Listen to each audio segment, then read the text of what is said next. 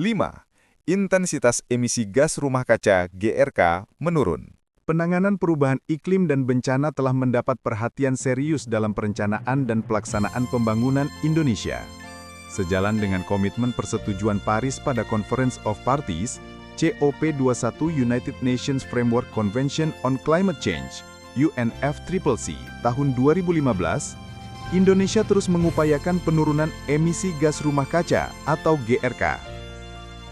Kegiatan pembangunan rendah karbon di berbagai sektor, terutama berupa aksi berbasis lahan, energi, dan limbah yang telah dilakukan dari tahun 2010-2021 berdampak pada penurunan emisi GRK kumulatif sebesar 5,65 gigaton CO2e atau 27,07% terhadap baseline.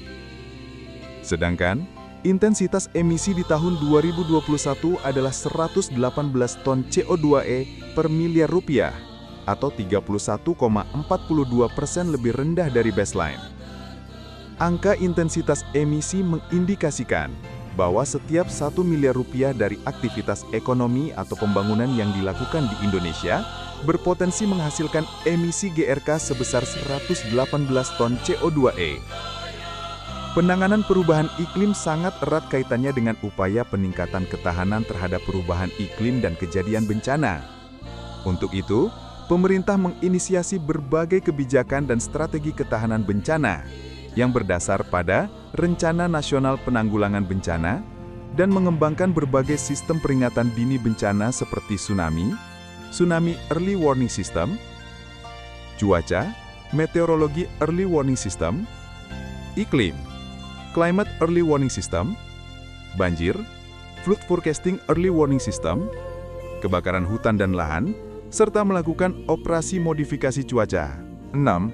Di samping pencapaian pembangunan terkait 5 hal tersebut di atas, terdapat pencapaian di berbagai bidang lainnya. Dalam pembangunan kependudukan, program Keluarga Berencana (KB) telah berhasil menurunkan laju pertumbuhan penduduk dan mendorong peningkatan kualitas hidup masyarakat. Program KB menjadi salah satu kebijakan kependudukan untuk mengatur kelahiran melalui penggunaan alat kontrasepsi yang tepat dan efektif. Dengan fokus pada peningkatan akses dan kualitas layanan KB yang berkualitas dan merata, program KB telah berhasil menurunkan angka kelahiran total pada wanita usia subur dari 2,30 SP 2000 menjadi 2,18 SP 2020. Pembangunan aspek politik, hukum, dan keamanan juga telah menunjukkan perbaikan yang menyeluruh dalam 2 dekade terakhir. Kinerja positif pada bidang politik, hukum, dan keamanan terlihat melalui kualitas pembangunan hukum dan keamanan yang semakin kondusif seperti deradikalisasi dan menurunnya kejadian terorisme. Kemajuan tersebut terutama disokong oleh stabilitas politik dan peran Indonesia dalam menjaga stabilitas kawasan, serta kolaborasi dan sinergi lembaga politik, hukum, pertahanan, dan keamanan. Pembangunan hukum di Indonesia telah menunjukkan hasil positif. Pembaharuan, perbaikan, penyusunan, dan penerapan regulasi atau UU yang mencakup berbagai isu telah dilakukan sebagai bentuk reformasi regulasi di Indonesia. Penerapan serta pengembangan teknologi dan sistem informasi penegakan hukum menunjukkan upaya serius negara dalam meningkatkan kualitas, kredibilitas, dan transparansi sistem peradilan di Indonesia. Tata kelola di Indonesia membaik, partisipasi publik, efektivitas pemerintah, dan kualitas kebijakan serta regulasi di Indonesia menunjukkan tren yang positif.